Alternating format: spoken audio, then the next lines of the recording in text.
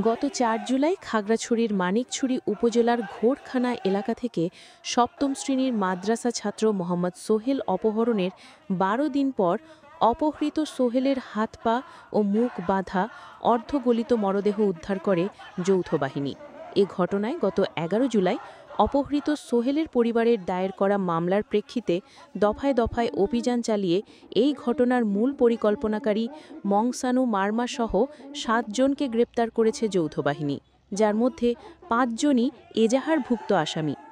সর্বশেষ গতকাল ১৯ জুলাই সকালে উপজেলার গহীন অরণ্যে সেনাবাহিনীর অভিযানে আটক হয় সোহেল অপহরণ ও হত্যাকাণ্ডের মূল পরিকল্পনাকারী ও জনপদের সশস্ত্র সন্ত্রাসী মংসানু মারমা এবং এ ঘটনায় জড়িত বাবু মারমা। পুলিশ সূত্রে জানা গেছে, গত ৪ জুলাই রাতে উপজেলার ছদুরখিল এলাকায় নিজ বাড়িতে ফেরার পথে মোহাম্মদ সোহেল নামের এক মাদ্রাসা ছাত্র নিখোঁজ হয় এবং অজ্ঞাতনামা ব্যক্তিরা অপহৃত সোহেলের মুক্তির শর্তে ৫ লক্ষ টাকা মুক্তিপণ দাবি করেন।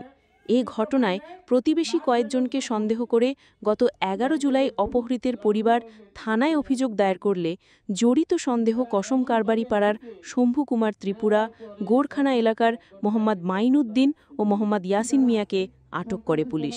প্রাথমিক জিজ্ঞাসাবাদে আটককৃতরা অপহরণের সঙ্গে তাদের সম্পৃক্ততার কথা স্বীকার করলেও অপহৃতের সন্ধান দিতে পারেনি। পরবর্তীতে গত ১৬ জুলাই উপজেলার বুদংপাড়া নামারপাড়ার গহীন অরণ্যের একটি ছড়া থেকে অপহৃত সোহেলের হাত পা বাঁধা অবস্থায় অর্ধগলিত লাশ উদ্ধার করে যৌথ বাহিনী। এরপর আদিকুমার ত্রিপুরা ও শম্ভুকুমার ত্রিপুরাকে আটক করা হলেও ঘটনার মূল পরিকল্পনাকারী ধরাছোঁয়ার বাইরে থেকে যাওয়ায় সোহেল হত্যার মূল রহস্য উদ্ধারে কাজ করছিল মানিকছড়ি থানা পুলিশ ও সিন্ধুকছড়ি জোনের চৌকাশ সেনাবাহিনী, যার ফলে ১৯ জুলাই শনিবার সকালে উপজেলার গহীন অরণ্য থেকে মংসানু মারমা বয়স ৩৫ ও বাবু মারমাকে আটক করতে সক্ষম হয় সেনাবাহিনী ও বিজিবি। পরে তাকে থানায় সোপর্দ করা হলে প্রাথমিক জিজ্ঞাসাবাদে মাদ্রাসা ছাত্র সোহেল অপহরণ ঘটনার বর্ণনা দেয় মংসানু মারমা। এছাড়াও এ ঘটনার অন্যতম আসামি মোহাম্মদ শফিউল্লাহ আদালতে আত্মসমর্পণ করে। মানিকছড়ি থানার ভারপ্রাপ্ত কর্মকর্তা শেখ মাহমুদুল হাসান ঘটনার সত্যতা নিশ্চিত করে বলেন, সেনাবাহিনী ও বিজিবির সহযোগিতায় মাদ্রাসা ছাত্র সোহেল অপহরণ পরবর্তী হত্যার ঘটনায় জড়িত এজাহারভুক্ত মূল পরিকল্পনাকারী ও আসামি এবং এ জনপদের আতঙ্ক সশস্ত্র সন্ত্রাসী মংসানু মারমাসহ ৭ জনকে আইনের আওতায় আনা সম্ভব হয়েছে, জেল হাজতে প্রেরণ করা হয়েছে।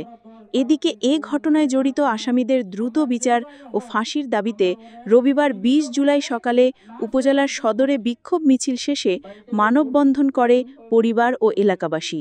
এতে পরিবার ও এলাকাবাসীর পক্ষে বক্তব্য রাখেন হেডম্যান সাতোয়াই চৌধুরী, পাড়া কারবারি অংশাজাই মারমা, ইউপি সদস্য প্রিয়লাল চাকমা, আবরে মারমা, গ্রাম সর্দার মোসলেম উদ্দিন, সোহেলের নানা আব্দুর রহিম, আবুল জাব্বার, স্থানীয় মুক্তাদের হোসেন, ব্যবসায়ী মামুন হোসেন ও ছাত্রনেতা মোহাম্মদ সাকিব।